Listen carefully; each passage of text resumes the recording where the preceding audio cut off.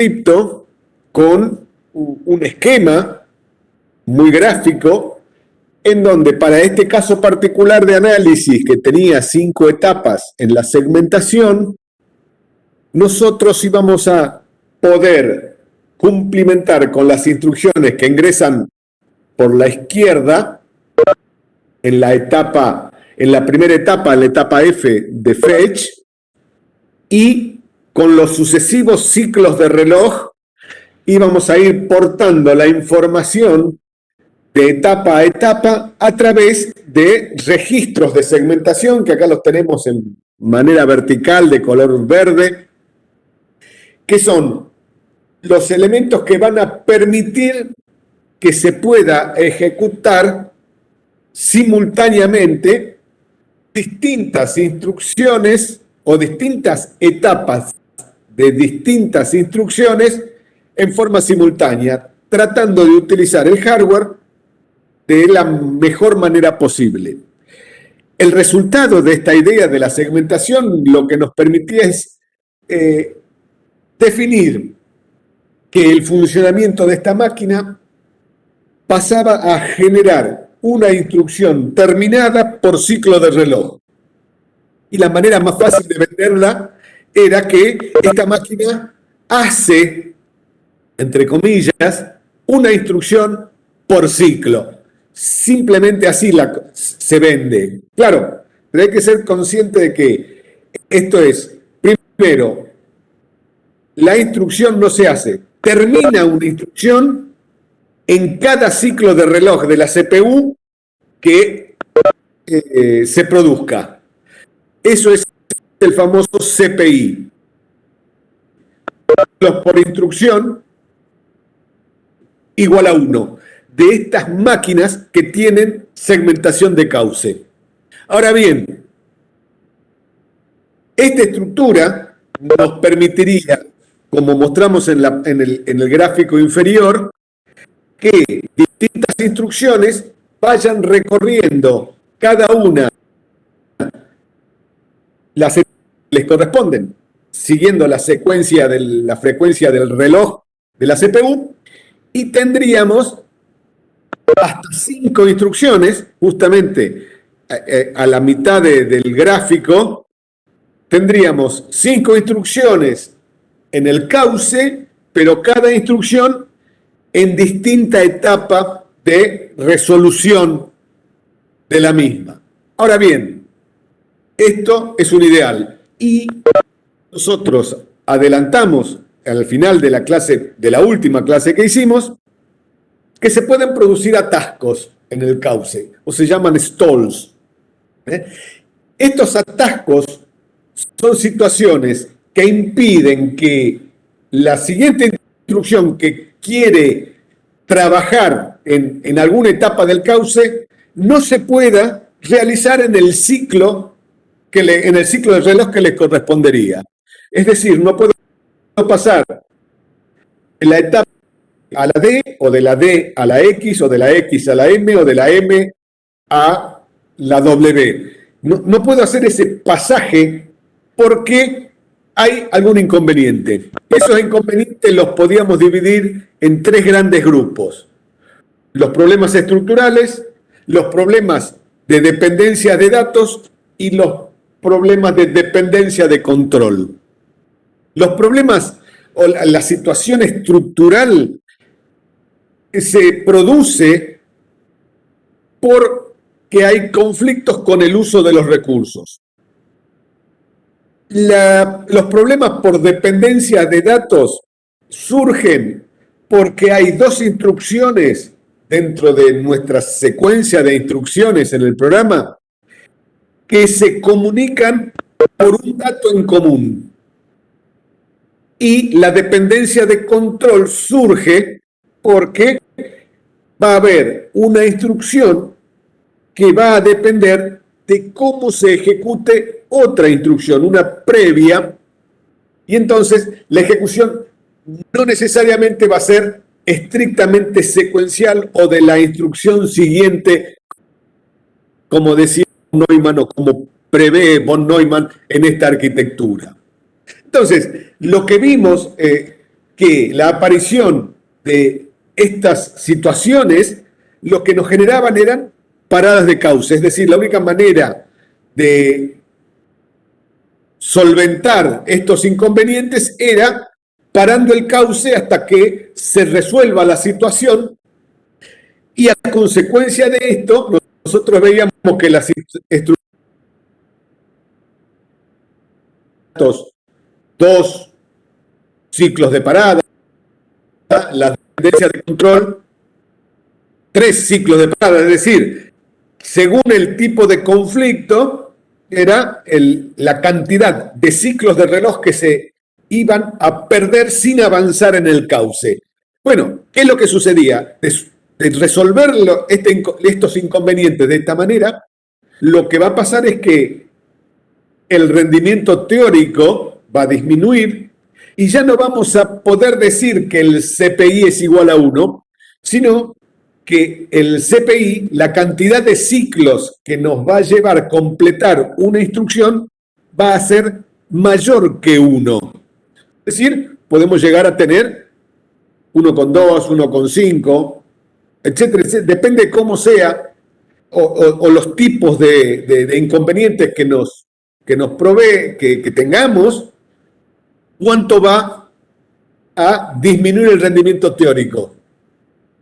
Bien, entonces, estas soluciones de atasco requieren otros análisis y intentos de mejoras propias para cada uno de estos inconvenientes. Y entonces acá presentamos las posibles soluciones a los distintos posibles conflictos que tengamos, que nos van a dar distintos resultados.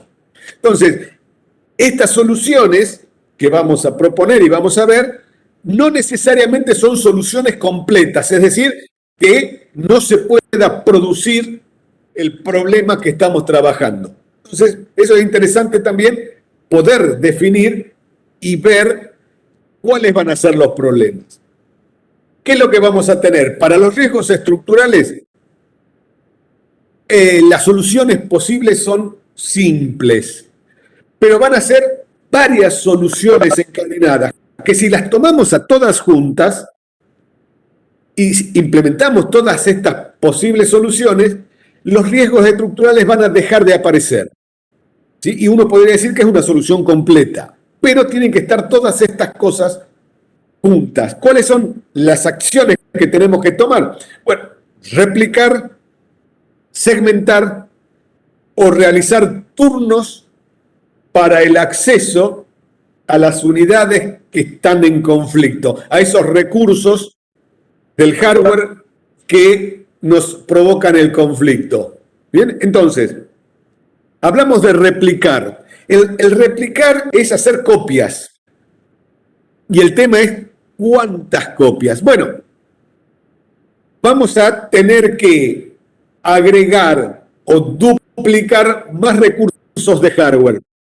Por ejemplo, vamos a ver que vamos a necesitar, además de la ALU, de nuestra unidad aritmética lógica que tenemos, agregar sumadores específicos o restadores específicos de datos o de valores en nuestro hardware.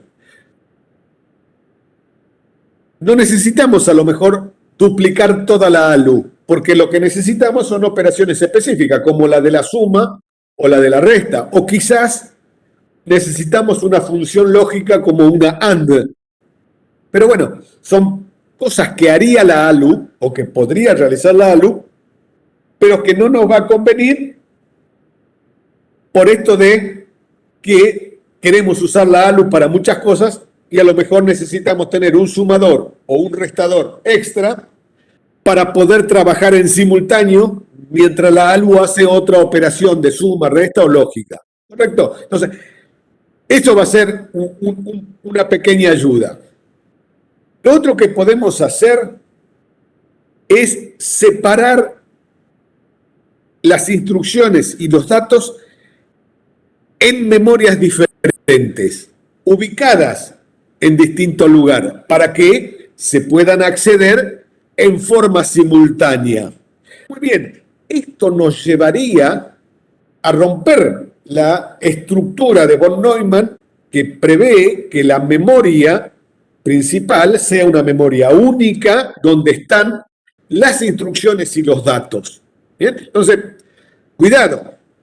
Una solución sería que cuando yo quiero hacer la búsqueda de una instrucción o quiero acceder a la memoria para buscar un dato, eso se pueda realizar en el mismo ciclo de reloj porque no accedo al mismo dispositivo hardware de memoria. Y la única manera de que no sea el mismo dispositivo hardware es provocar una separación en memoria de instrucciones y memoria de datos. Pero esto lo vamos a terminar realizando gracias a lo que vamos a ver más adelante. Algo vieron en organización, que es la aparición de una jerarquía de memoria, porque ya no tenemos una sola memoria principal, sino vamos a tener un sistema de memoria que tiene niveles y que va a agregar una estructura llamada caché que va a poder ser trabajada como dos memorias diferentes. Una para alojar datos, otra para alojar instrucciones, o en el formato tradicional, una sola memoria que sirva para contener instrucciones y datos. Pero nos convendría que a este nivel de memoria caché lo trabajemos en formas separadas, una parte para instrucciones y una parte para datos. Esta estructura es la que en nuestro simulador nosotros vemos como memoria de instrucciones o memoria de datos para cumplir esta separación de el acceso a memoria para búsqueda de datos o de instrucciones. Pero eso se da porque tenemos una memoria caché.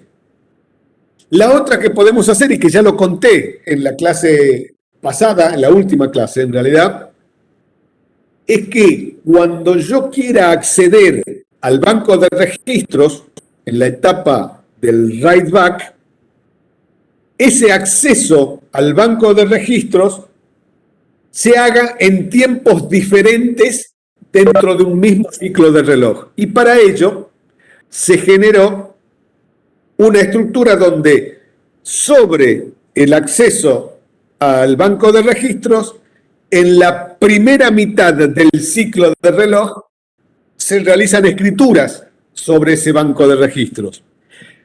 Y en la segunda mitad de ese ciclo de reloj es donde se ejecutan las lecturas.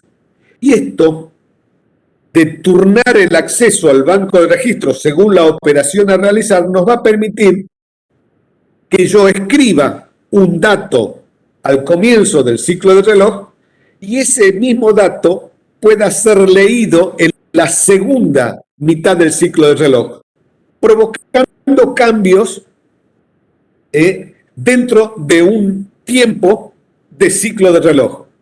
Si lo hiciera al revés, generaría un problema de retardo en el acceso, porque como primero leo y después escribo, si yo quiero modificar el dato, tengo que esperar toda una vuelta o retardar un ciclo de reloj para poder hacer esa escritura o esa lectura después de una escritura. ¿Bien? Entonces, esto de turnar el acceso al banco de registro dándole prioridad a las escrituras y realizarlas en la primera mitad del ciclo para hacer las lecturas en la segunda mitad del ciclo, nos permite ahorrar un ciclo de reloj. Pero además nos permite compartir el banco de registros cuando queremos, en la etapa de decodificación, leer un registro y otra instrucción en la etapa de write back quiere guardar un dato en un registro. Entonces,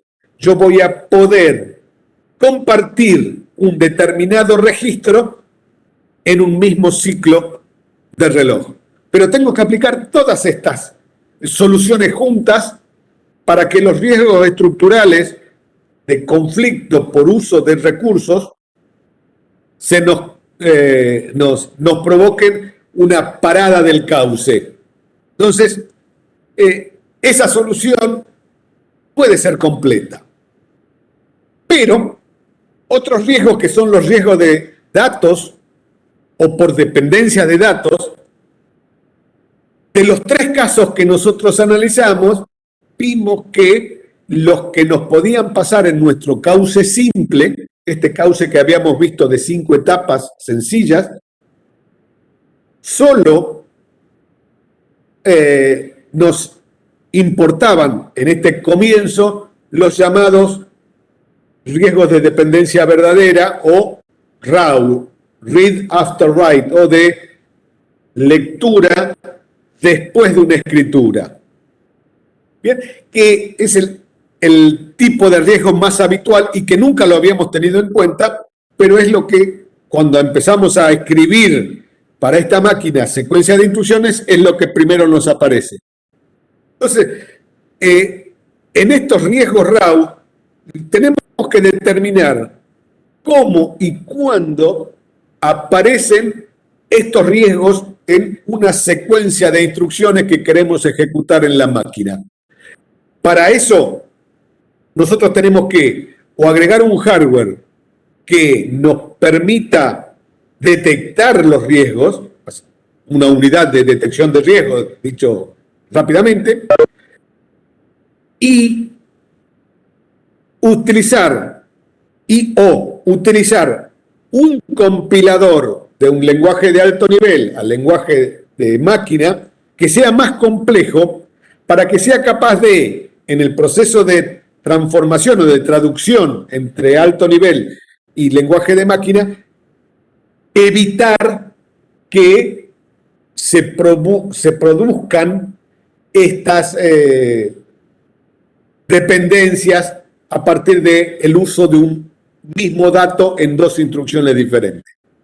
Muy bien, sea unidad de detección del riesgo o un compilador más complejo, esto nos va a llevar a 2 posibles soluciones. Una solución orientada por el agregado de hardware o una solución orientada a la mejora de la escritura de las instrucciones y que involucraría la utilización de las famosas instrucciones NOP, que no hacen nada, o un reordenamiento del código que queremos ejecutar de manera tal de evitar estos riesgos de dependencia de datos.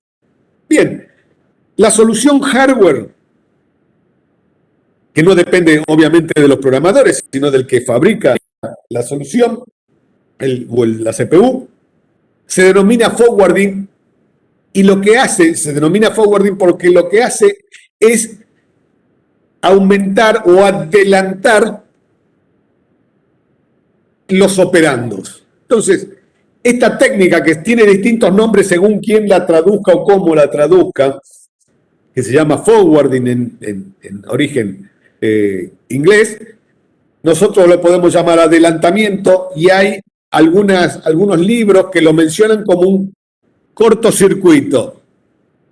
Esta técnica lo que hace es pasar directamente el resultado que obtiene en una etapa con una instrucción a aquellas instrucciones que necesitan ese resultado como operando.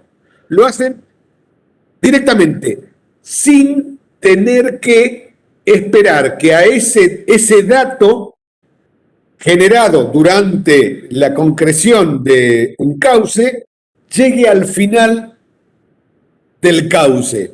Entonces, el ejemplo típico, hay una instrucción que genera una instrucción I que cuando pasa por la etapa X genera un resultado, un nuevo valor para un determinado dato.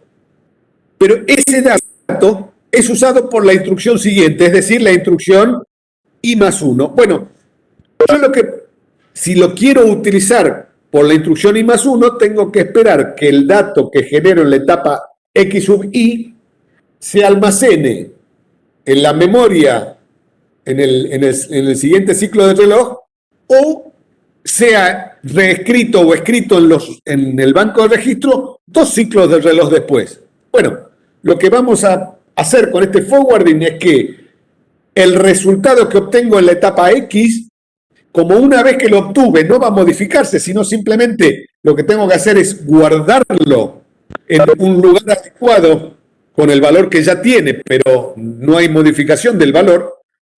Tomamos ese valor y se lo adelantamos, por eso el nombre, a la siguiente etapa que sigue en el cauce, que sería, en este caso, la etapa de ejecución de la instrucción siguiente, sin esperar escribirlo en la memoria o en el banco de registro de la instrucción original. Como el dato no va a cambiar, no generaríamos problema. Por eso lo llamamos adelantamiento.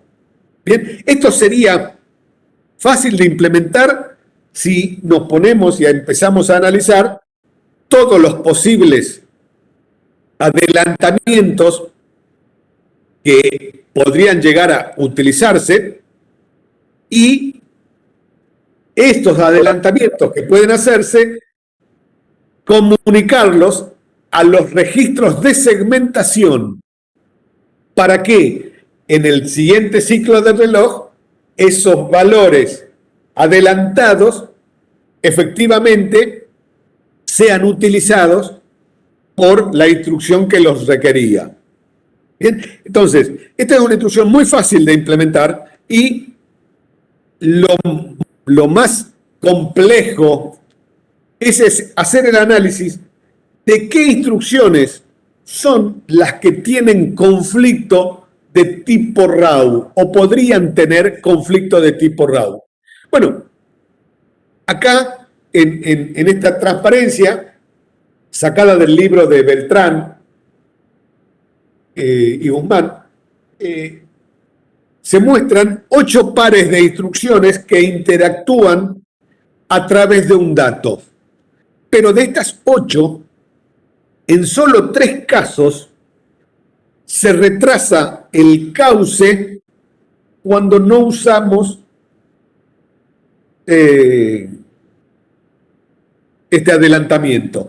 Entonces, observen que típicamente se retrasa el cauce en un ciclo de reloj cuando una instrucción trae de memoria un valor a un registro y ese valor en ese registro quiere ser utilizado como operando en la siguiente instrucción. Es el segundo par de instrucciones, el tercero y el anteúltimo. En esos 3 casos, el dato que se obtiene o se modifica con la primera instrucción es usado por la siguiente para hacer otro cálculo. Y entonces, la única manera de obtenerlo es esperar a una resolución del dato. Estos riesgos RAW lo que hacen es que de una etapa en donde yo tengo el dato original en la primera instrucción, se lo asignemos lo más rápido que se pueda a la etapa que lo necesita de la siguiente instrucción. Entonces, vemos que de memoria a memoria, de memoria a la etapa X, o a la etapa X de memoria a memoria, de etapa X a etapa X hay otras condiciones, ¿sí? Pero son las típicas. De algo que obtengo de la etapa de memoria, se la tengo que entregar a la etapa de ejecución en la siguiente instrucción, o de la etapa de ejecución de una instrucción es para la siguiente etapa de instrucción de la instrucción siguiente. Y están los pares. Nosotros, normalmente, esto es lo que nos vamos a encontrar. Cargamos un registro para después utilizar ese registro en una operación, sea una operación aritmética o una operación de salto o de cálculo de igualdades o no. Y en esos 2 casos tenemos una dependencia RAW porque hay que esperar un ciclo.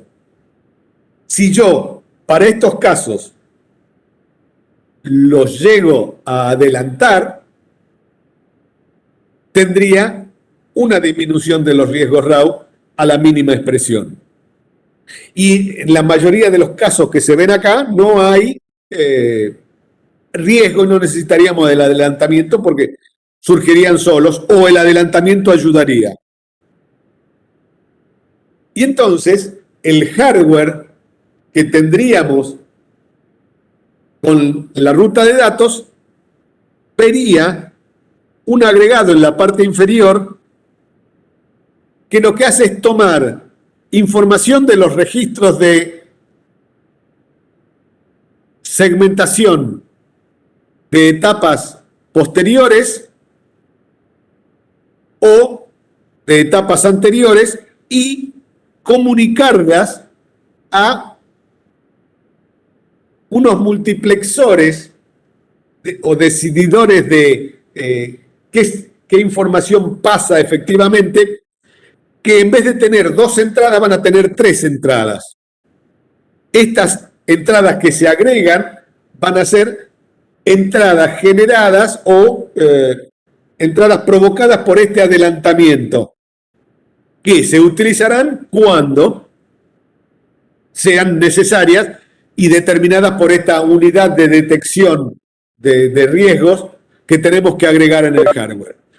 Con esto disminuimos los riesgos RAW, pero no podemos llegar a decir de que todos los riesgos RAW desaparezcan. Los vamos a poder disminuir porque va a depender de la forma de uso. ¿Bien? Pero es interesante porque si nosotros tenemos la unidad de adelantamiento, vamos a disminuir en gran parte y van a quedar otros. Y podemos atacar esos otros a través de la solución software. Por eso poníamos que uno puede atacar el problema de los riesgos por hardware y o software. Entonces, por hardware nos soluciona gran parte, pero a pesar de eso vamos a tener problemas de dependencia. Esas las podríamos atacar haciendo un análisis de los programas que estamos utilizando. Nosotros o el compilador. Y ahí viene la del compilador más complejo que necesitamos. Y entonces, esta técnica de software lo que intenta hacer es separar lo más que se pueda las instrucciones que tienen el conflicto tipo RAW. Claro, hay que separar esas instrucciones, pero sin afectar el funcionamiento del programa. Es decir, este reordenamiento de las instrucciones no tiene que afectar los resultados. Y esto típicamente lo tendría que hacer el compilador. Bueno, como nosotros escribimos los programas en lenguaje de assembly, en realidad nosotros vamos a ser de compiladores y a una determinada secuencia de instrucciones de máquina le vamos a agregar una instrucción NOP para separar esas instrucciones o vamos a invertir o cambiar el orden de las instrucciones que tienen dependencia RAW, pero con el cuidado de que este cambio de orden en la secuencia de ejecución no nos afecte en los resultados. ¿Bien? Entonces, esta reordenación va a tener dos posibles caminos que se pueden usar juntos. Típicamente lo va a hacer el compilador, pero en nuestras prácticas lo vamos a hacer nosotros. Utilizar una instrucción NOP entre un load del registro y una instrucción que utiliza ese registro como operando, esa sería una solución fácil porque desaparece el riesgo RAW, pero en realidad nosotros estamos introduciendo una instrucción que no hace nada. Entonces, en realidad, lo que estamos haciendo es engañar al sistema para decirle, no tenemos parada por riesgo RAW, pero es menos eficiente desde el punto de vista que ejecuta una instrucción que no hace nada. Es decir, mi abuela diría, es una engaña pichanga, porque sí, va a parecer que está todo bárbaro, pero a costa de poner cosas que no agregan, digamos, que en la optimización no tendrían que estar. ¿Bien?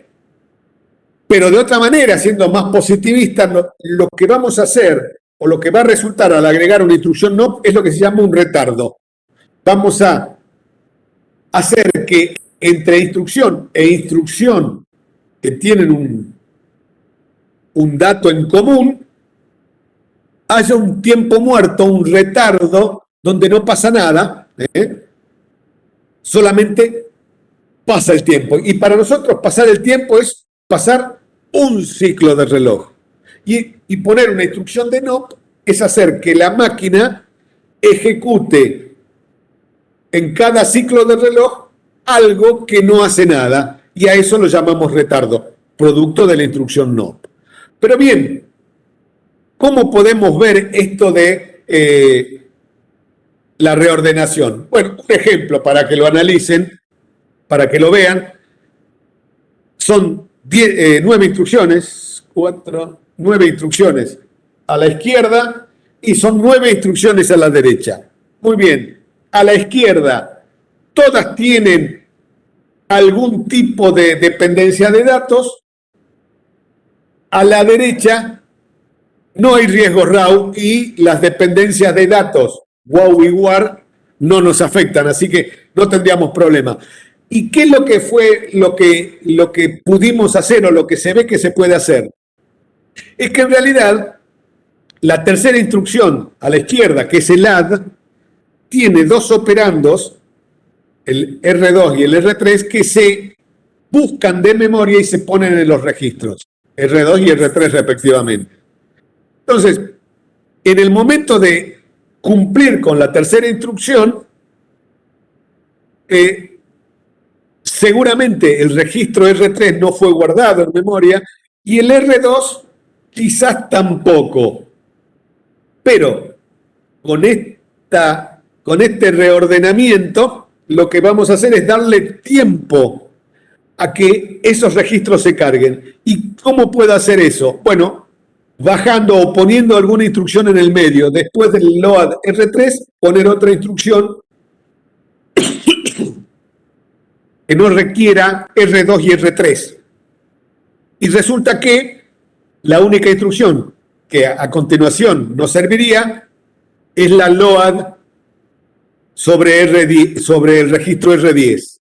Y eso es lo que aparece. Las tres cargas, la de R2, R3, R10 primero, y después viene la suma donde R2 y R3 son valores a utilizar por la operación de add.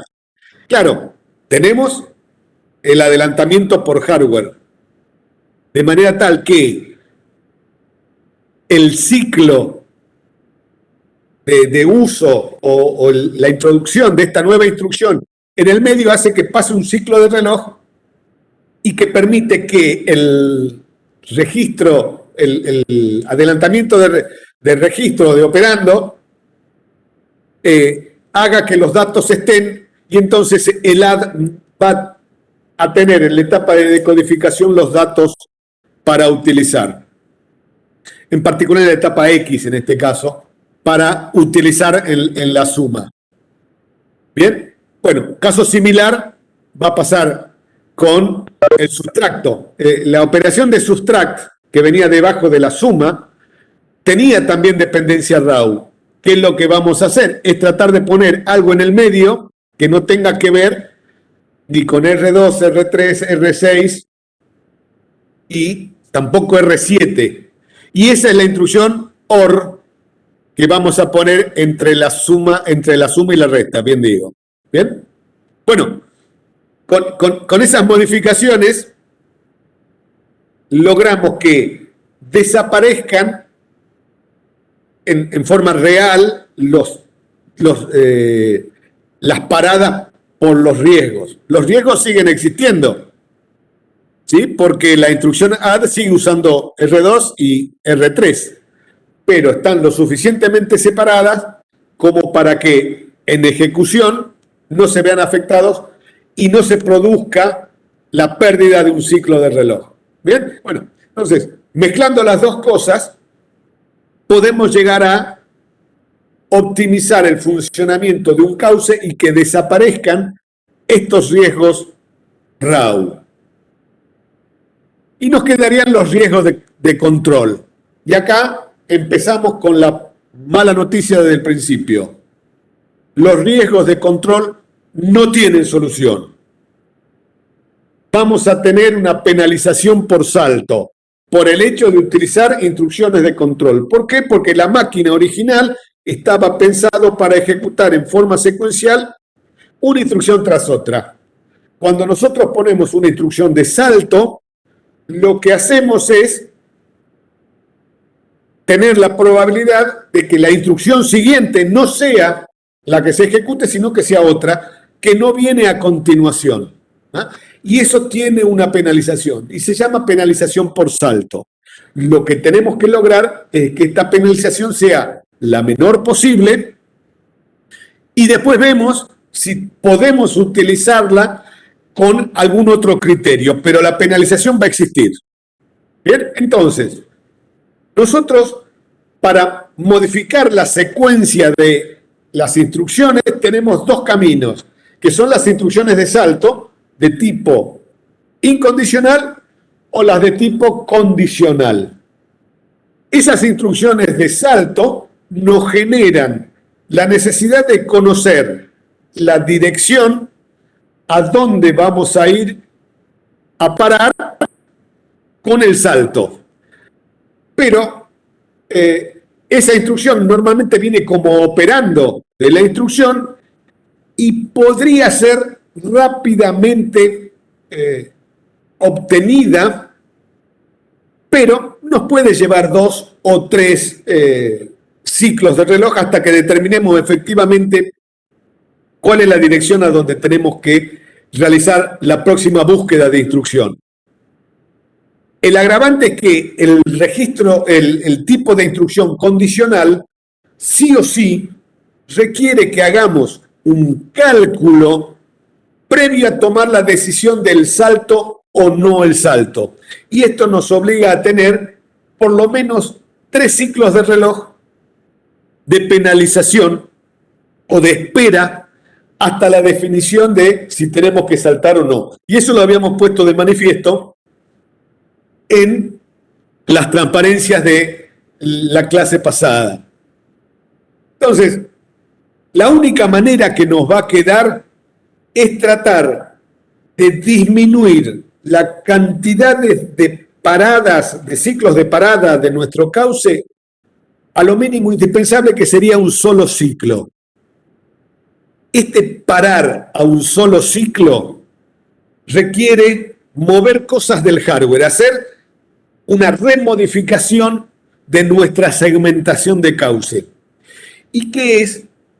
Que los saltos, específicamente los saltos, sean todos resueltos en la etapa de decodificación, en la segunda etapa.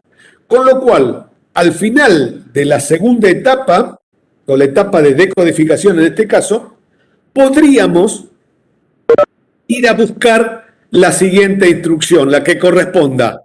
¿Bien? Pero para lograr esto, de perder solamente un ciclo, nosotros tendríamos que no solamente decodificar la instrucción en ese ciclo de decodificación, que es lo que hace, y que nos damos cuenta de que es un salto, sino automáticamente o en simultáneo evaluar la condición de salto, si es un salto condicional, o calcular la dirección de salto para ambos casos, para el caso que sea condicional o para el caso que sea uno de los operandos que viene en la instrucción de salto incondicional. Bien, para la evaluación de la condición de salto vamos a necesitar agregar un restador. Y para calcular la dirección de salto vamos a necesitar un sumador. Y observen que este agregado de un restador o de un sumador es el agregado de un restador, un sumador extra al que teníamos que hacer cuando tratábamos el conflicto de los recursos. Es decir, acá vamos a tener que usar elementos similares a la ALU, pero para resolver casos puntuales. Si yo hago esto y en la etapa de decodificación puedo evaluar la condición del salto y calcular la dirección definitiva para la búsqueda de la siguiente instrucción, yo tendría que hacer un reacomode de los elementos que pertenecen a cada etapa del cauce segmentado. Y observen que en esta transparencia justamente ponemos un sumador en la parte inferior que es la que va a permitir hacer el cálculo de la próxima instrucción del contador de programa, ¿sí?, a partir de este sumador inferior, pero que va a tener efecto y va a ser el valor que va a formar parte del contador de programa a partir de un multiplexor cuya señal de control viene por la definición de la condición de cumplimiento del cauce, de cumplimiento del salto condicional. Y eso lo hacemos a través de un hardware que, como teníamos nosotros el branch equal como instrucción de salto, que se determinaba si los datos eran los que pertenecían a dos registros, eran iguales o no. Entonces, ponemos un dispositivo que determina la igualdad, en realidad es un restador, toma los bits de un registro, los compara con el otro, esa comparación es una resta, y entonces, si ese comparador me determina que el resultado es de igualdad entre los dos valores, generamos una señal que alimenta el multiplexor y nos permitiría tener el nuevo valor en el contador de programa en el siguiente ciclo de reloj, que es el que corresponde a la etapa X de nuestro cauce. ¿Correcto? Entonces, ustedes lo pueden comparar volviendo a en dónde se hacían estas acciones y van a ver que esta suma se hacía en la etapa X y en la etapa en simultáneo con la memoria yo tenía esta compuerta AND y tomaba el resultado de la comparación que se hacía en la etapa X y comandaba el multiplexor para la siguiente etapa, que era cuando teníamos el write back en los registros. Es decir, adelantamos todo el cálculo de los temas de la instrucción a esta etapa, generando el solo retardo de un ciclo de reloj. Y este ciclo es lo que llamamos penalización por hardware. Es decir, por más que hagamos cambios en los casos de dependencia de control, tenemos la pérdida de un ciclo de reloj sí o sí. En los casos RAW va a depender de cómo es la secuencia del programa y podemos llegar a no tener RAW en nuestro programa, pero tenemos que tener la etapa de adelantamiento en el hardware y, de ser posible, reordenar las instrucciones en la secuencia que ponemos a ejecutar para que estén las dependencias de datos lo más lejos posibles. Y para las dependencias estructurales, sabemos que si hicimos todo lo que teníamos que hacer, como separar las memorias en datos e instrucciones, y turnar el acceso al banco de registros y agregar los sumadores, restadores que tenga que agregar donde los tenga que agregar, yo podría no tener riesgos estructurales en nuestra mecánica, pero los riesgos de control van a aparecer y voy a tener siempre un ciclo de reloj de pérdida por cada por cada vez que utilice una instrucción de salto, yo voy a tener un ciclo de pérdida. Y entonces, cuando yo retoco o reordeno nuevamente la separación en etapas, voy a pasar de tener 3 ciclos de parada para una instrucción, a continuación de una instrucción de salto, a tener solamente un ciclo de parada. Bien, bueno, pero esa es la primera acción que podemos hacer dependiendo del reordenamiento del hardware. Entonces, hecho esto y teniendo esta penalización, lo único que nos queda, es lo que yo digo, es hacer magia. Porque si yo sé que tengo un ciclo perdido por definición en este caso, ya tenemos el ciclo de parada porque es la penalización. ¿Qué es lo que me queda? Bueno, intentar otras técnicas para no tener este ciclo de parada. Ahora, ¿cómo puedo yo llevar a cero el ciclo de parada? Y va a ser aleatorio, porque vamos a poder aplicar técnicas de hardware o de software que pueden dar resultados o no. En muchos casos lo van a dar, en otros casos no. Entonces, en particular, nosotros vamos a tener una técnica de hardware que va a ser la magia que yo les decía, que era predecir los saltos que eviten la parada. ¿Sí? La otra técnica va a ser por software y en eso vamos a definir o vamos a determinar que ese retardo que nosotros generamos porque modificamos el hardware, vamos a tener que utilizarlo para la concreción de operaciones o de instrucciones que utilicen ese retardo que nosotros generamos en el hardware y de manera tal de cumplir y no perder ese ciclo de reloj sin hacer nada. Esta técnica de software se llama de salto retardado.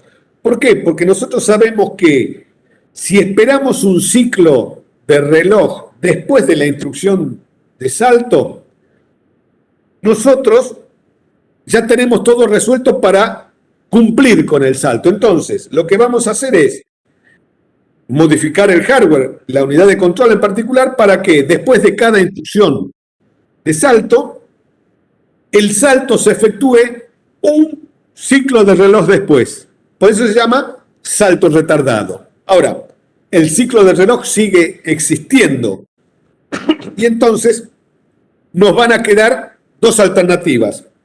O lo dejamos pasar como si nada, o ponemos una instrucción que haga algo, pero que no modifique la lógica del programa.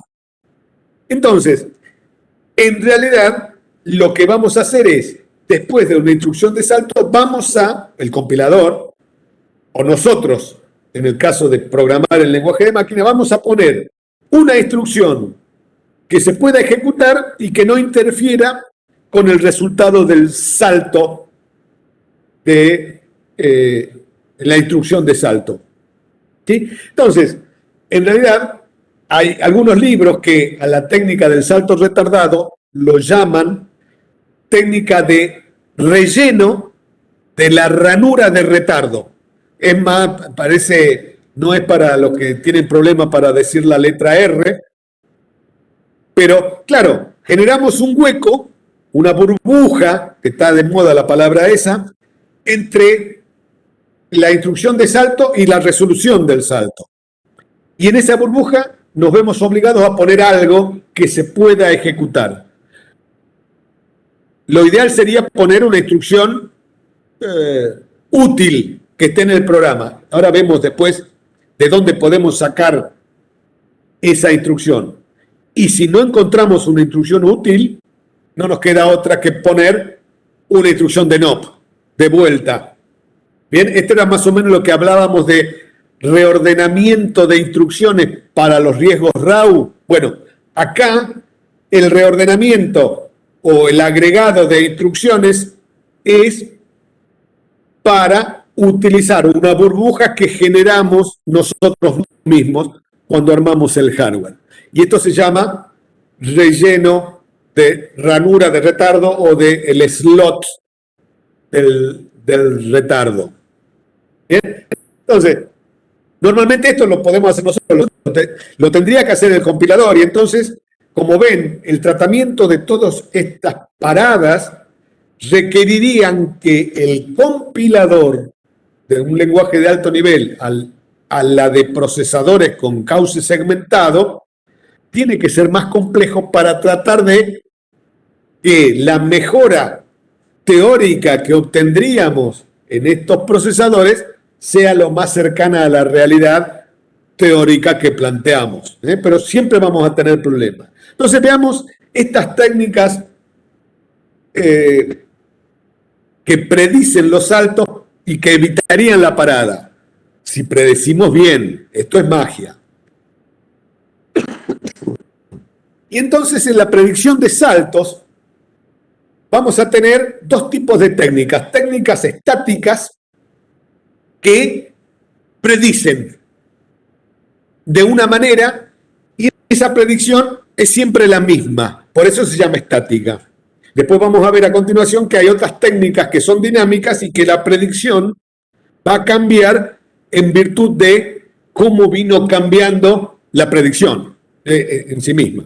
Pero las técnicas estáticas son muy fáciles.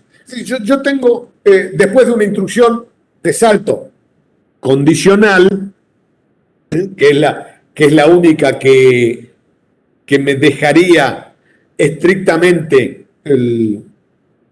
la penalización por salto de un ciclo, porque tengo que hacer todos los cálculos, sí o sí. La predicción es que, bueno, resulta que nunca salto. Entonces, si yo voy a aplicar una predicción que nunca salto, lo que se hace en la siguiente etapa es captar la siguiente instrucción. Y punto. No lo pienso. Entonces yo sé que entra una instrucción que es de salto y tengo que captar la siguiente instrucción que viene en secuencia. Y punto. Eso es presumir que nunca se salta. ¿Bien? Puede fallar, diría Toussaint. Bueno, eso lo defino para el siguiente ciclo de reloj, si tenía que saltar o no. Si no tenía que saltar, yo ya busqué la instrucción que tenía que buscar y me evité, la predicción fue correcta, entonces puedo seguir buscando las instrucciones que corresponden. Si le erré, en la siguiente instrucción tengo que captar la que corresponde y la que capté la tengo que desechar. Bien, entonces, esta predicción estática, uno podría decir que en el 50% de las veces la emboca, ¿sí? Acierta en la predicción. Bueno, lo mismo puede pasar si yo predigo lo opuesto, es que la instrucción de salto nunca se cumple. Entonces, mejor dicho, la instrucción de salto siempre se cumple y yo voy a predecir que siempre voy a saltar, que es el caso opuesto. Entonces, ¿qué es lo que tengo que hacer? En la siguiente etapa, siempre hacer el cálculo y captar la instrucción a donde yo tengo que saltar directamente. Claro, ahora, si el salto no se tenía que producir, yo me equivoqué. Y de vuelta, tengo que desechar la que me traje y buscar la que corresponde, que en este caso sería la siguiente, no otra. Bien, pero estas son técnicas estáticas. Para estas técnicas hay diferentes algoritmos que pueden hacer que sean más del 50% de predicción, es decir, que nos acierten más a acertar la mayoría de las veces, pero son complicaciones. por ejemplo, acá tenemos un ejemplo que pasaría si predecimos nunca saltar. Entonces, si, en este caso, si acierto la predicción, no tengo penalización. Si fallo en la predicción, tengo que ir a buscar la que corresponde en el siguiente, en el siguiente ciclo. Es decir, lo que supuestamente traje, lo tengo que descartar. Lo mismo, es una mezcla de las dos. Si acierto, no pierdo nada porque ya lo traje. Si pierdo, lo que traje lo tengo que desechar y obtener la nueva. Y sería equivalente a el fallo por penalización que tengo. Entonces, en el mejor de los casos, con esta predicción estática, yo me evito el ciclo de penalización por una predicción. Pero puedo tener otras técnicas que son las dinámicas. Y estas dinámicas modifican la predicción a partir de la historia previa. Una muy fácil que puede hacerse fácilmente es la de un conmutador saltar-no saltar, que se basa en llevar una historia de qué fue pasando con las instrucciones de salto. Y, por ejemplo, aquella que 2 veces malpredice la opción, invierte la opción. Entonces, supongamos, predigo saltar. Tomo esa predicción, resulta que esa predicción me doy cuenta que el sistema me dice que está mal tomada. Con lo cual, vuelvo y pierdo el ciclo de penalización. Bueno, pasa el tiempo, vuelvo a ejecutar esa instrucción de salto y yo vuelvo a decir, no, hay que saltar. Y resulta que el sistema me dice, te equivocaste de nuevo. Muy bien. La tercera es la vencida, y entonces la próxima vez que yo tenga que ejecutar esa instrucción de salto, lo que digo, no, voy a hacer lo opuesto que hacía, no voy a saltar. Y si el sistema me da la razón y me dice, tiene razón, no hay que saltar, el sistema vuelve a tomar esa idea cada vez que aparece la instrucción, no salto, no salto, no salto, y se demuestra que es eficaz para los lazos de iteración. ¿Por qué? Porque la comparación que se haga al principio o al final tiene o requiere 2 condiciones de predicciones, una para entrar y otra para salir.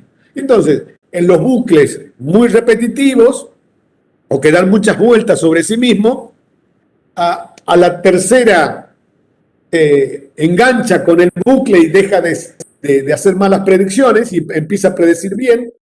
Y cuando tiene que saltar, como el salto es un salto incondicional, cuando termina, salimos y perdemos el ciclo del reloj por un salto incondicional. Pero la mayoría de las veces que predigo dentro de un bucle, me ajusto rápidamente al cumplir las condiciones del bucle y entonces no pierdo ciclos de reloj. Ese es el conmutador saltar-no saltar. Tiene varias implementaciones, pero la idea es esa. La otra es hacer una tabla con la historia de los saltos, que en inglés se llama Branch Target Buffer o BTB, no la verificación técnica vehicular, sino la Branch Target Buffer, BTB con B largas. ¿Bien? Esta opción la contamos o la cuento porque el simulador WinMIPS que utilizamos tiene la opción de poner esta técnica de predicción. Entonces uno la puede poner o no, y uno ver los efectos en los programas cuando tenemos saltos en nuestros programas. ¿Qué es la tabla de historia de saltos o buffer? Con los objetivos del salto, ¿sí? Esa sería una traducción del Branch Target Buffer. Es una pequeña memoria caché Esta pequeña memoria caché, que ya veremos, ya tienen una idea de organización, ya la vamos a ver un poco mejor cuando veamos la memoria y el sistema de memoria, pero es una pequeña memoria caché que se pone dentro de la CPU, pero asociada a la etapa de búsqueda de las instrucciones, la etapa fetch. Y esa memoria que agregamos tiene registros, pero no los registros físicos, sino información registrada o almacenada, guardada en esta memoria, de tres cosas diferentes, tres campos. La dirección de memoria donde está la instrucción de salto o bifurcación. Información de la instrucción a la que yo tengo que saltar de cumplir el salto. Es decir, puede ser la dirección del destino a donde voy a saltar con la instrucción o directamente el valor de la instrucción que tengo que ejecutar por salto a ese destino. Pero esa información está guardada en esta memoria. Y luego, un tercer campo que tiene el estado de uso o historia de uso de esta instrucción de bifurcación. Observen que lo que tiene esta memoria es identificar la celda de memoria donde está la instrucción de salto. ¿Sí? Es la dirección de una instrucción de salto. Entonces, cada vez que yo busco en la memoria una instrucción, lo hago a través de la dirección donde está la instrucción. Ahora, si esa dirección que voy a buscar está en esta tabla de historia, yo ya sé, sin tener que ir a buscarla, que se trata de una instrucción de salto. Y entonces, lo que me va a proveer esta memoria caché como dato para la siguiente etapa es o la dirección de destino para hacer el fetch de la siguiente instrucción o directamente la instrucción que voy a encontrar en esa dirección de destino, acelerándome la búsqueda de la siguiente instrucción. Todo porque lo tengo almacenado en una memoria caché. ¿Qué es lo que sucede? La primera vez que se ejecuta una instrucción de salto determinada de un programa, no está en la tabla de historia y hay que ponerla en la tabla de historia. Con lo cual, la primera vez que ejecuto, pierdo como si no tuviera predicción de nada.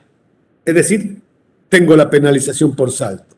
Ahora, las próximas veces que yo vaya a la misma dirección de memoria a buscar esta instrucción de salto, yo ya voy a tener la información de lo que pasó porque el sistema, todo el hardware que tengo en el cauce me va a ir informando y va a guardar en esta historia de saltos la información adecuada a esta instrucción de salto, sobre todo qué es lo que se fue haciendo la última vez o las últimas veces que capté esta instrucción de salto.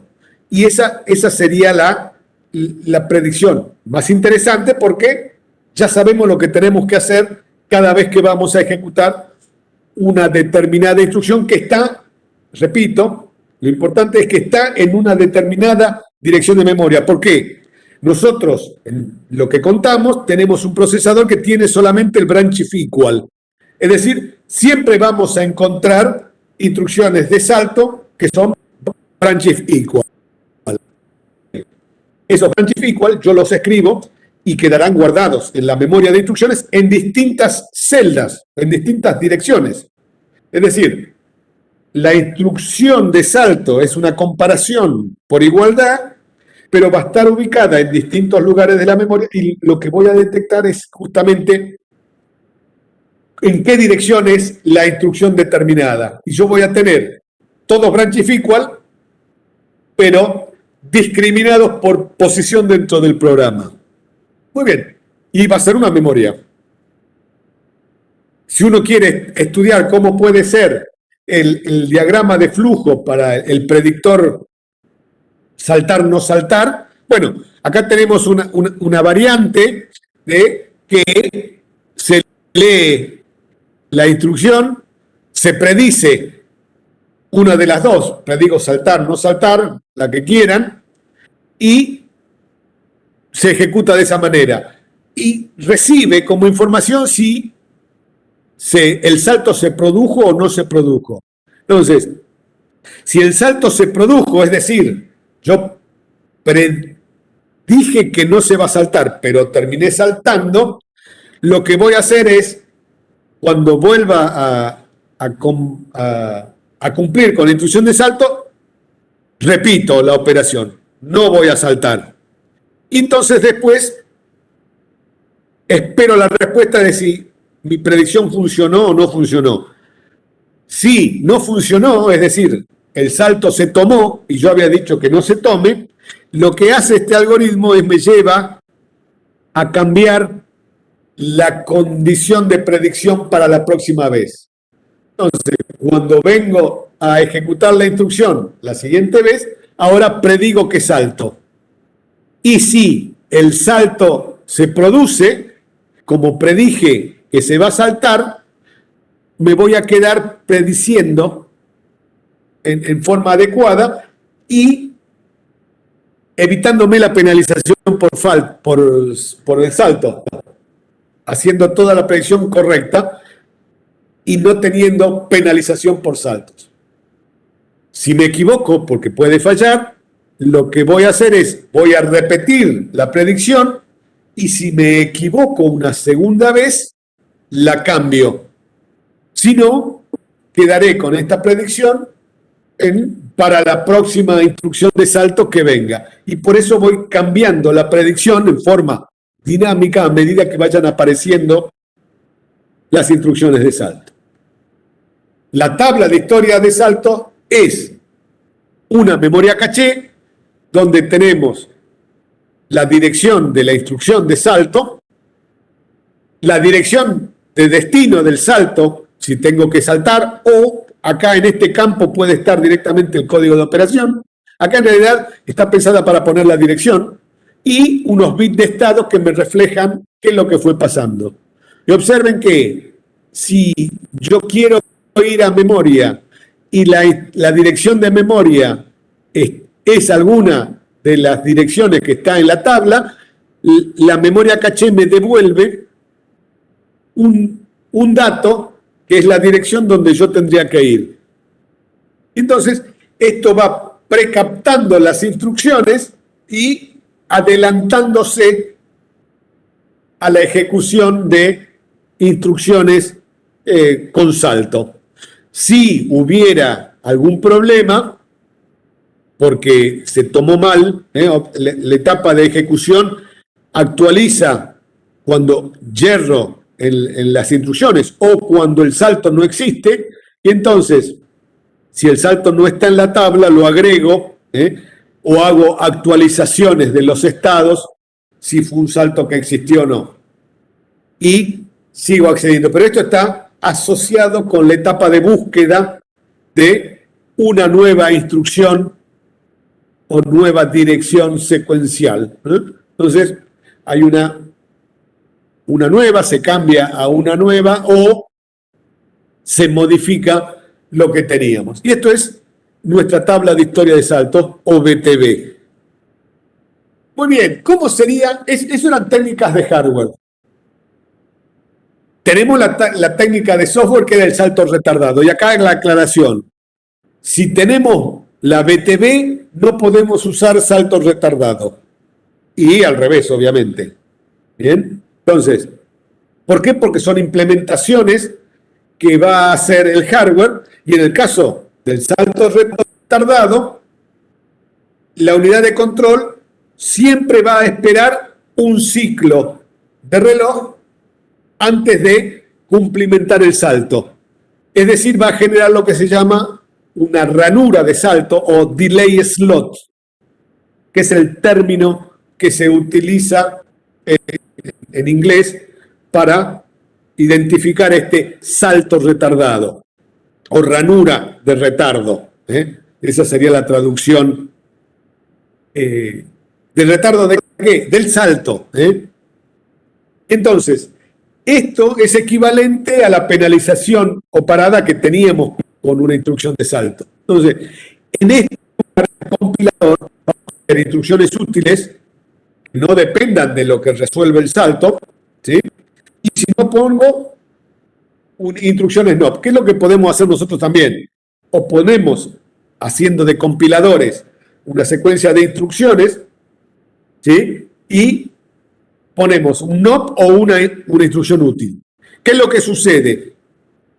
Las instrucciones que están en los huecos de retardo, cuando tenemos el método de salto retardado implementado en la CPU, siempre se captan, con lo cual yo necesito reordenar las instrucciones, o lo hace el compilador o lo hago yo cuando las escribo, ¿de acuerdo? Ese es el uso del salto retardado, pero es independiente del BTB, no va con el BTB ni con las técnicas estáticas, ¿eh?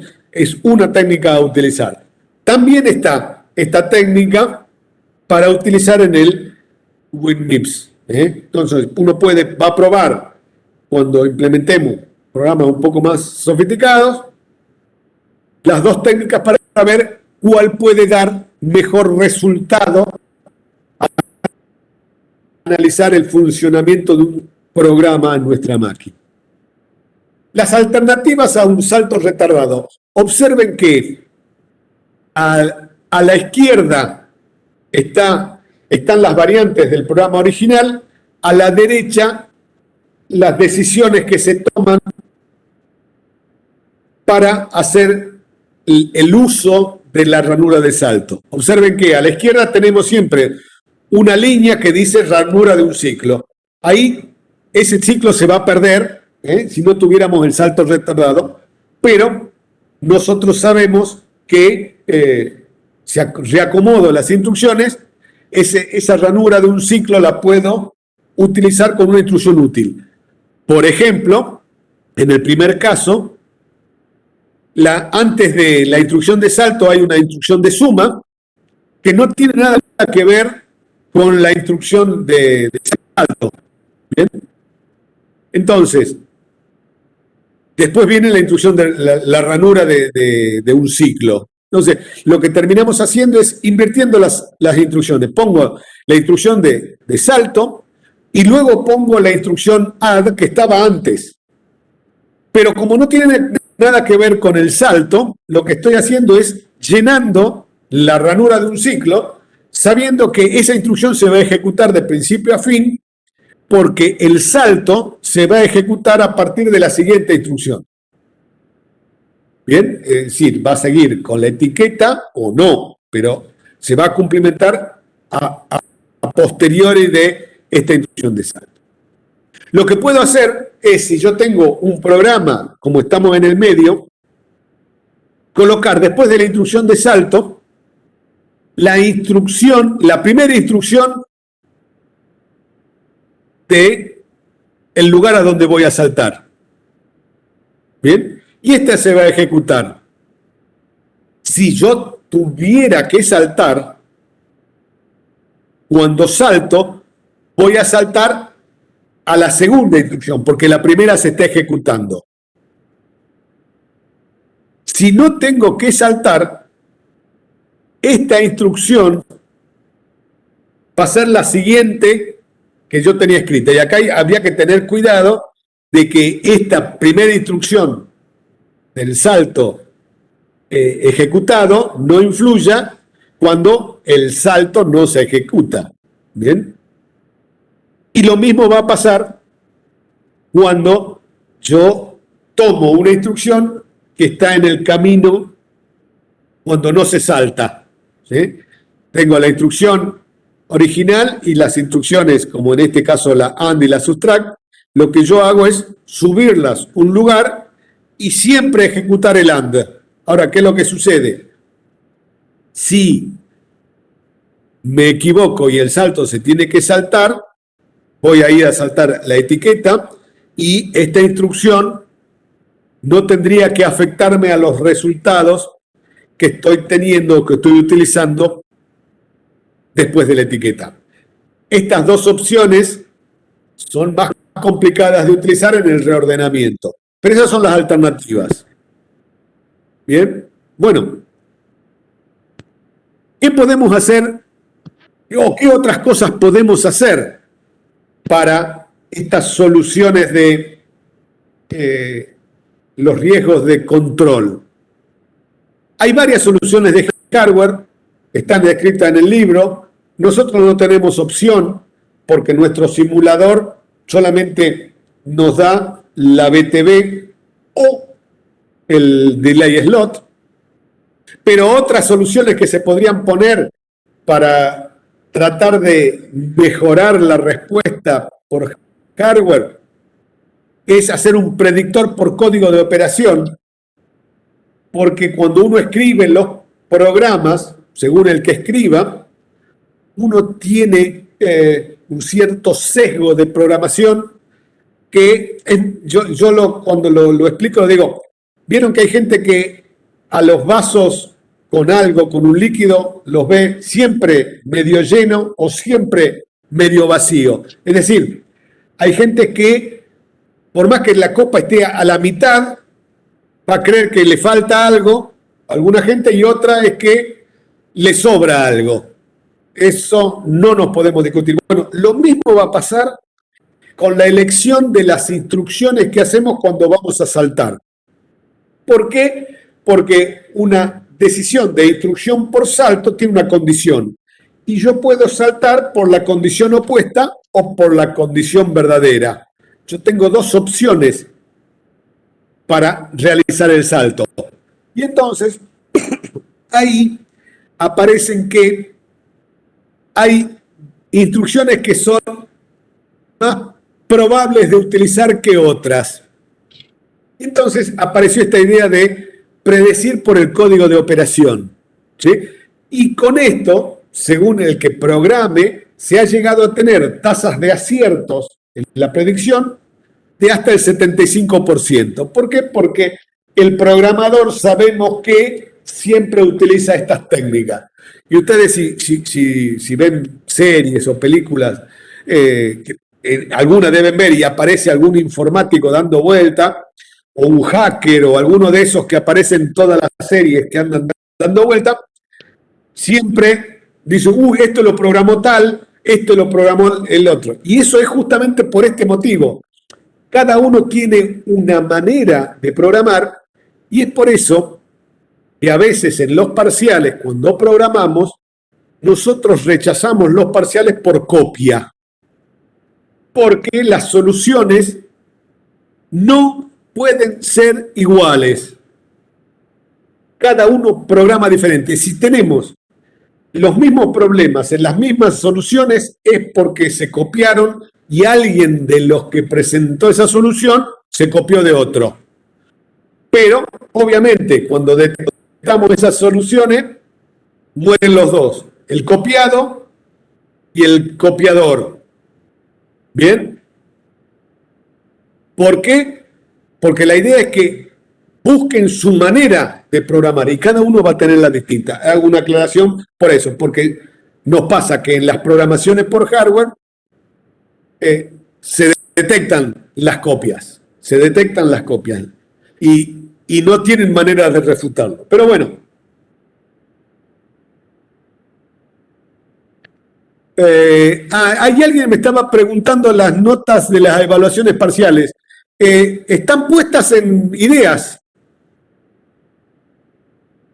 desde la semana pasada. Hay un enlace en ideas, debajo de la metodología están las notas. Creo que las habilité, después cualquier cosa me fijo. Sí, de la teórica. Están puestas las notas. En realidad no son notas, pero bueno, están en ideas. Bueno, tenemos soluciones a partir del código de operación, flujos múltiples, precaptar el destino de salto, un buffer de bucles, es decir, soluciones similares a la que tenemos con otros objetivos o más restringidos, también pueden aparecer. Nosotros no la tenemos, en los libros se cuentan. Acá hacemos una pequeña digresión de cada uno de estos mecanismos. El problema de los flujos múltiples es que a partir de cada de salto condicionado, por ejemplo, podría venir otro salto condicionado. Y esto basa en armar cauces de ejecución de instrucciones diferentes para cada opción del salto. Es decir, si yo tengo una instrucción de salto y tenía un cauce, termino teniendo dos cauces. Uno para continuar cuando el salto se produce y otro para el salto que no se produce. Y luego, como voy armando eso, después tengo que elegir el cauce correcto de los dos, porque uno de los dos le erré. Entonces, el problema viene que si después de una instrucción de salto tengo otras instrucciones de salto a continuación, en cada instrucción de salto voy abriendo los cauces de a pares. Entonces, se necesitaría tener gran cantidad de cauces posibles para utilizar y esta posibilidad de tener cauces, al ser cauces que van funcionando en simultáneo, nos generan retardos para acceder al bus y a los registros, etcétera, etcétera, etcétera, y perdemos más de lo que ganaríamos.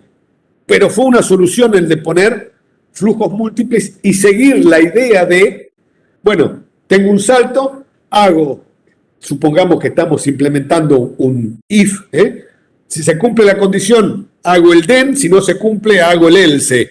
Y entonces las instrucciones del then y el else empiezan a ejecutarse en dos cauces distintos y después elijo uno. Pero si después de ese if viene otro if que tiene las mismas características, crecería el número de cauces que yo tendría que tener en el hardware y es imposible de administrar sin tener más problemas que otra cosa. Los problemas es que esto lo hacemos para evitarnos el retardo de un ciclo y podemos llegar a tener que nos vamos a retardar 2 o 3 ciclos por todos estos problemas de múltiples saltos y etcétera, etcétera. Entonces, flujos múltiples es una posible solución que no está muy bien vista. El precaptar el destino del salto, es decir, adelantarse y traernos la instrucción y guardarla hasta que se salte, es un método muy viejo, muy utilizado y se utilizó en las primeras máquinas grandes comerciales como la IBM, ¿sí? Que se llamaba precaptar. Y esta idea de precaptar instrucciones se va a usar a lo largo de la historia muchas veces, porque a veces conviene adelantarse sabiendo que lo voy a tener que hacer. Si lo puedo hacer antes, lo hago y tengo una ganancia en los tiempos, que es el objetivo de esta precapción. En ideas, entras al curso de ideas de que no encontraba, apenas entras al curso de ideas de lo que corresponda, sea ingeniería en computación o de las licenciaturas, debajo como hija de la misma orden de cómo iba a ser la ETC, están los resultados de la ETC. Si está colgada, están las notas del parcial, por un lado, las notas de la ETC, como la llamamos, la evaluación teórica corta, están en otro lugar. Y se van a dar cuenta que no son las del parcial.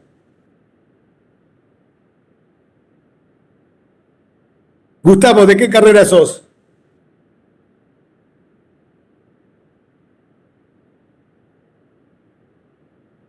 Me tengo que fijar. Esperen que...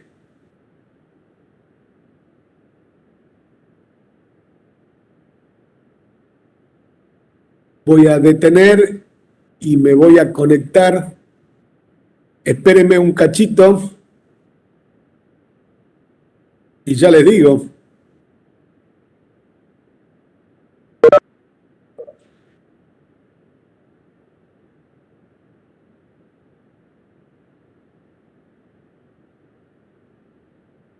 ¿Tienen razón, no se ven. ¿Y qué pasó?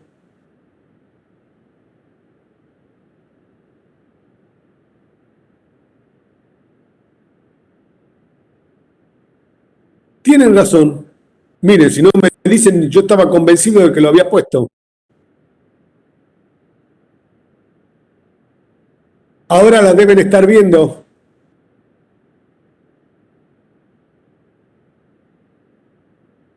Y a ver, en ingeniería en computación. Porque, a lo mejor.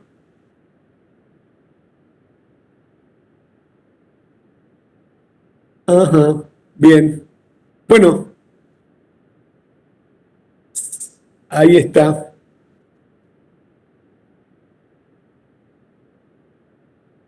Ahora sí. Perdón, yo estaba convencido que las de la licenciatura la había habilitado, este, pero no. Volvamos entonces a nuestro.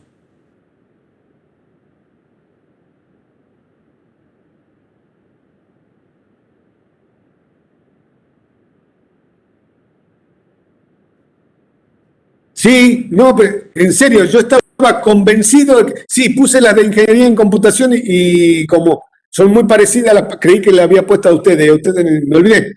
Y están desde el jueves de la semana pasada, ¿eh? Pero como no entran mucho ustedes a idea. Bien, otra opción, aparte de los múltiples cauces, un buffer de bucles. Esto es parecido a lo que se hace con el BTB, es decir, poner una memoria que tenga la información agregada. Esta memoria en realidad lo que va a hacer es contener la secuencia de instrucciones que corresponden a un bucle. Entonces, si yo lo puedo poner en una memoria rápida, las puedo acceder antes de ir a memoria y las puedo captar. Es un agregado que después se soluciona con la aparición de niveles de caché. Bien, pero este pequeña memoria va a estar en la etapa de fetch de vuelta al estilo de la BTB. Pero fue un previo a nuestra BTB. Bueno, ¿cómo sería el tataranieto del MSX88 si le ponemos segmentación de cauce? Entonces, esta segmentación en el 486, que sería el primero que declara tener cauce segmentado para la ejecución de instrucciones, tenía un cauce también de 5 etapas, pero las etapas se llamaban de otra manera o tenían otros objetivos. Tenía 5 etapas, pero había 2 etapas de decodificación. Una de ejecución, la búsqueda previamente, ¿no? Una etapa 1 de decodificación, una etapa 2 de decodificación, una de ejecución que utilizaba la unidad aritmética y el write back en los registros. ¿Bien? O el write back en la memoria, hacia cualquiera de las dos cosas en este último ciclo de reloj. Pero, ¿por qué tenía 2 etapas de decodificación? Porque la cantidad de modos de direccionamiento que tenía el MSX88 hacía que uno podía distinguirlos a partir de la complejidad de cosas que necesitaba utilizar. Una cosa era el direccionamiento directo de memoria y otra el direccionamiento indirecto vía registro con desplazamiento, por ejemplo, donde yo necesitaba utilizar registros, necesitaba leer un dato, convertirlo y sumarlo para generar el dato. Esta última, por ejemplo, era muy complicada porque necesitábamos utilizar la ALU para terminar de concretar y obtener el dato de un la dirección donde se encontraba un dato. Entonces, separaban en dos ciclos los operandos que se encontraban con modo de direccionamiento sencillos, utilizaban el primer ciclo de decodificación, el segundo no lo utilizaban, es decir, no hacían nada, mientras que aquellas obtenciones de datos que requerían modo de direccionamiento complicado, utilizaban el segundo ciclo de reloj para terminar de concretar el acceso a los operandos o a las direcciones de los operandos con direccionamientos complicados. El ejemplo que tenemos acá son 3 instrucciones de movimiento de datos de memoria registro, registro, registro, memoria registro. Bueno, en este no hay problemas al cargar datos en registros, llevándolo de un lado para el otro. Pero cuando hay dependencias de datos o hay dependencias de uso de los datos, como por ejemplo entre los dos moves que están al principio, donde el primer move me lleva un valor a un registro y en la segunda instrucción ese registro es utilizado para obtener el segundo dato, ¿sí? Porque es un indirecto vía registro, ¿eh? Tiene los paréntesis, pero tendría que ser el corchete si uno lo quiere ver. Resulta que el valor del registro 1 no está completo hasta que no termino el ciclo de ejecución del movimiento y lo guardo en memoria. Y está disponible cuando hago el guardado en los registros, y entonces ahí, con el criterio de escribir primero un registro antes de leerlo, yo tendría que retrasar la segunda instrucción, un ciclo de reloj, porque no tengo disponible el valor del registro R1 cuando lo necesitaría para este cálculo complejo de la dirección que necesito en el movimiento de datos. Y si tuviera, como último, una instrucción de salto por carry clear, acá también, después de la interrupción de carry clear, hasta que no llego a la etapa de ejecución de la instrucción anterior, yo no sé si tengo que saltar o no, y no puedo hacer la búsqueda del salto. Entonces, todo lo que vimos de los saltos es aplicable a una segmentación y surgió y se utilizó en los MSX más modernos, que son los que tenemos en la actualidad. Pero resulta que esta utilización de segmentación de cauce tuvo variantes de cauces, y cuando vamos a un Pentium 2, el cauce, por ejemplo, tuvo hasta 20 etapas y no 5 como las que estamos viendo acá. Pero eso fue a causa de otros motivos y no por la segmentación en sí mismo. La segmentación fue una buena idea de utilización para todos los procesadores, con distintas alternativas de implementación según las empresas. Pero otra cosa que el MSX88 no tenía y que fue pasando era la necesidad de representar datos en coma flotante o en punto flotante, ¿sí? Si yo quiero utilizar datos en punto flotante en el MSX88, yo tengo que determinar cómo es el formato de representación. Terminamos utilizando la norma IEEE 754, pero el tratamiento de los datos tenían que hacerse por una subrutina, o una rutina, como la quieran, o un procedimiento de función que toma un patrón binario en memoria y lo va analizando según posición, como mantisa, como exponente, etcétera, y hace todos los cálculos para realizar las operaciones en punto flotante. Pero se podía hacer. Eso en el MSX88 no intentamos hacerlo porque lleva mucho de programación. Pero lo ideal sería poder realizar operaciones en coma flotante, sobre todo para implementar los reales que tienen los lenguajes de alto nivel, que se guardan y se representan a la máquina como una representación en coma flotante. Pero para hacer eso, yo necesito hardware específico, es decir, registros en particular para guardar la representación en coma flotante y hardware para realizar las operaciones aritméticas en coma flotante, que las típicas, suma y resta, multiplicación y división, en realidad no son tan fáciles como las que hacíamos con enteros en punto fijo y con una unidad aritmético-lógica común, como una ALU común. Entonces, nosotros para operar con datos representados en coma flotante, necesitamos hardware especial y que ese hardware pueda ser utilizado en un cauce, porque tendremos instrucciones de suma de número de puntos flotantes.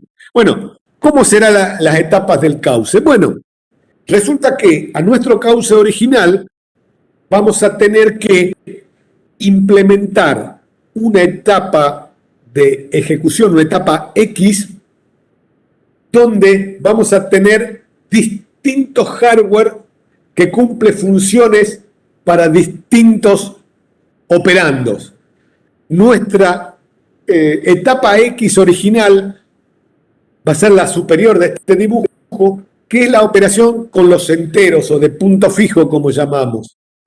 La original, la tradicional, esa que venimos explicando, es la que usamos. Pero si nosotros queremos trabajar con números que no son enteros, en realidad son de punto flotante, según la operación que queremos hacer, tendremos sumador restador de punto flotante, multiplicador o divisor de punto flotante.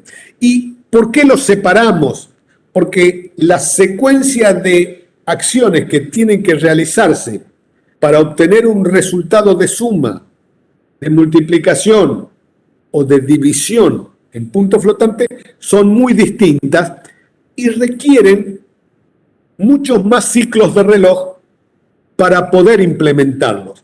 Y eso en unidades de hardware como las que presentamos, nosotros lo podríamos representar con que en el sumador, multiplicador o divisor de punto flotante, las salidas me generan entradas sobre la misma unidad durante el transcurso y evolución de una operación aritmética en punto flotante. Pero el tema es cuánto tiempo, porque nosotros veníamos en nuestro cauce separando las etapas por ciclo de reloj de la CPU. Y hasta hace un momentito lo teníamos muy clarito. Ahora, implementar una unidad de punto flotante con sus operaciones va a requerir utilizar el mismo cauce para las instrucciones, pero con distinta temporalidad para su implementación y que puedan utilizar el cauce el ciclo del reloj. Y entonces aparece una decisión de implementar las unidades de punto flotante como unidades segmentadas. Es decir, las operaciones aritméticas de punto flotante, cada una se va a analizar y el hardware se va a ordenar de manera tal que pueda también segmentarse e ir trabajando con los datos y avanzar con los determinados subproductos dentro de una operación de punto flotante al ritmo del reloj del procesador. Y entonces queda aproximadamente esta separación donde cada cajita responde a un ciclo de reloj. La X de la unidad de enteros se trabaja con un ciclo de reloj, mientras que la suma o resta en punto flotante, la suma resta en punto flotante es igual porque los números tienen signo. Entonces yo puedo sumar dos positivos o puedo sumar un positivo y un negativo y ahí estaré haciendo la resta. Pero yo puedo sumar un negativo con un negativo y estoy haciendo la suma de números negativos. Es decir, siempre se suma, porque los números tienen ya su signo incluido. Muy bien, la suma o la resta está prevista normalmente que lleve unos 4 ciclos de reloj. Y entonces, la suma tiene 4 etapas en lugar de una de enteros. La multiplicación tarda más y acá está puesta con 10 etapas y la de punto flotante tiene más y está puesta con 20 etapas, creo, o 20 y algo. ¿Bien? Bueno, esto va a depender de cómo arman el hardware de la unidad de punto flotante y cómo implementan cada una de las operaciones de punto flotante. En todos los casos van a ser representadas por una cantidad de ciclos de reloj que van a empezar a influir en nuestra máquina de CPU o nuestro simulador en particular. Y ahí vamos a tener problemas. Pero eso no lo vemos todavía en la práctica 1. Creo que lo aplicamos a partir de la práctica 2. Pero no me acuerdo. No me acuerdo cómo habíamos reordenado los ejercicios de práctica. Pero ahí vamos a utilizar instrucciones de punto flotante que van a usar el hardware explícito de punto flotante que tiene nuestro procesador. Y ahí nos vamos a encontrar que la secuencia de instrucciones tradicional va a verse afectada porque si yo pongo una instrucción de multiplicación de punto flotante y a continuación sumo valores de punto flotante compartiendo un dato, el resultado de la multiplicación es uno de los que sumo, resulta que voy a empezar a tener ciclos de retardo porque la multiplicación tarda más ciclos de reloj que la suma y entonces voy a tener que esperar. Y ya las esperas no van a ser de un ciclo o dos, van a ser de muchos ciclos porque son los que requieren estas operaciones de punto flotante. Y ahí lo que puede pasar es que si supongamos no hubiera dependencia de datos entre la suma y la multiplicación que viene,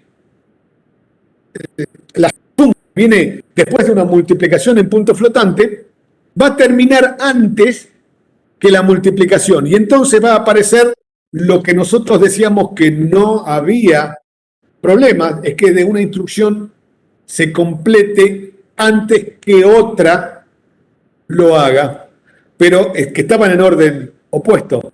El volver al futuro que yo les hablaba.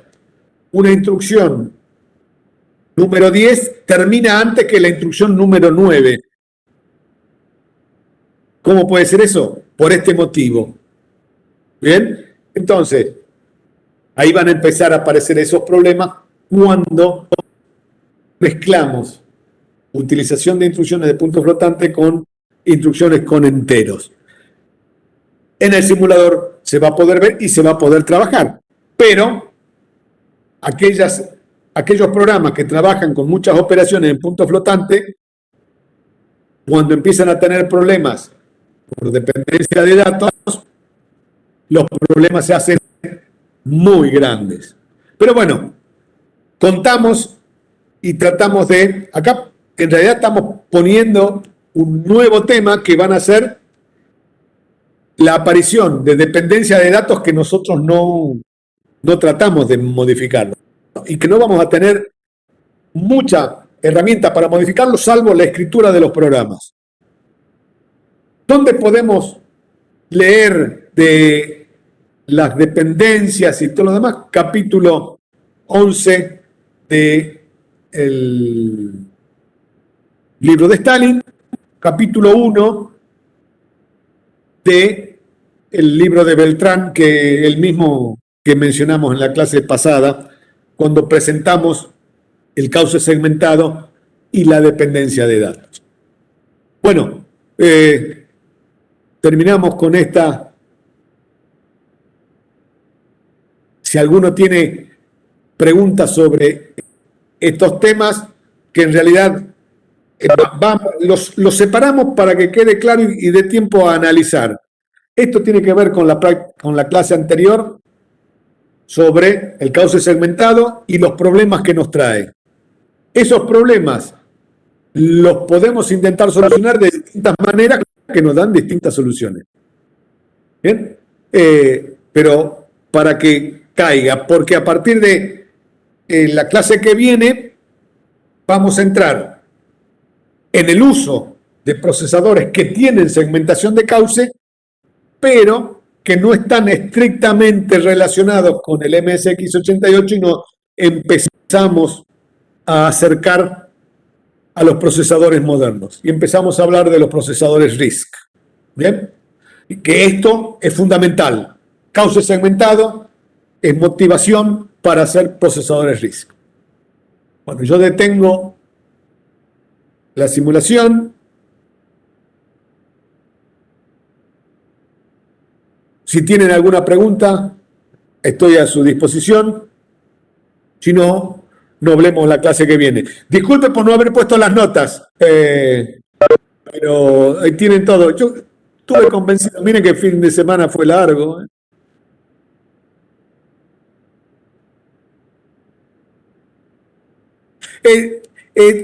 En todo el curso utilizamos el Stalin. El libro de Beltrán tiene la ventaja de que es más chiquitito, pero la información está en los mismos. Tiene algún agregadito más el libro de Beltrán, pero el Stalin siempre sirve.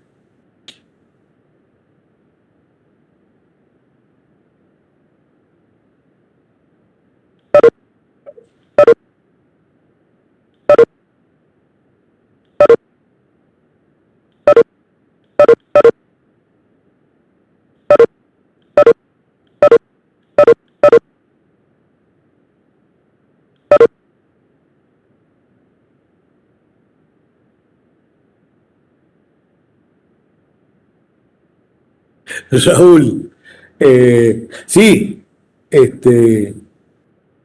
lo que pasa es que hay que saber manejar el Stalin buscando los temas, pero el libro de Stalin tiene toda la información de la asignatura, por eso lo tomamos como referencia.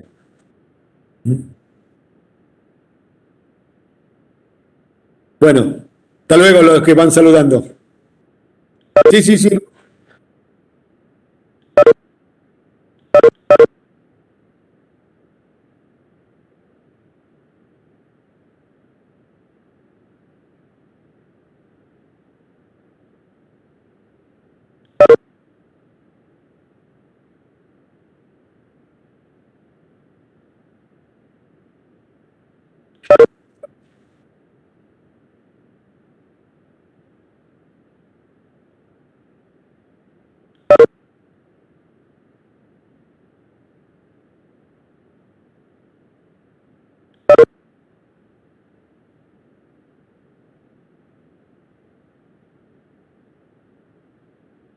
Bueno, si no tienen preguntas, chicos, pueden abrir el micrófono y preguntan.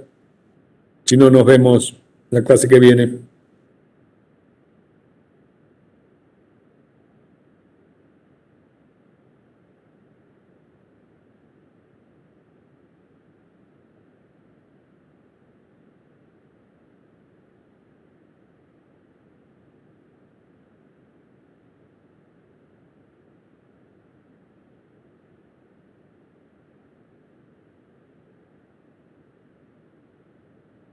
Facundos, hasta luego.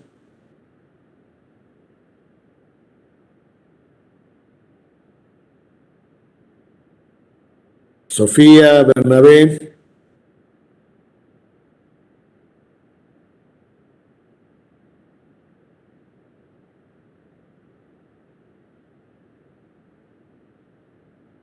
Hasta luego, Lambertucci.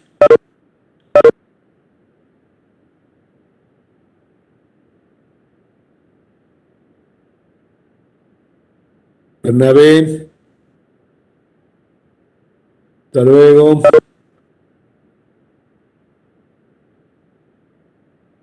Sofía, hasta luego.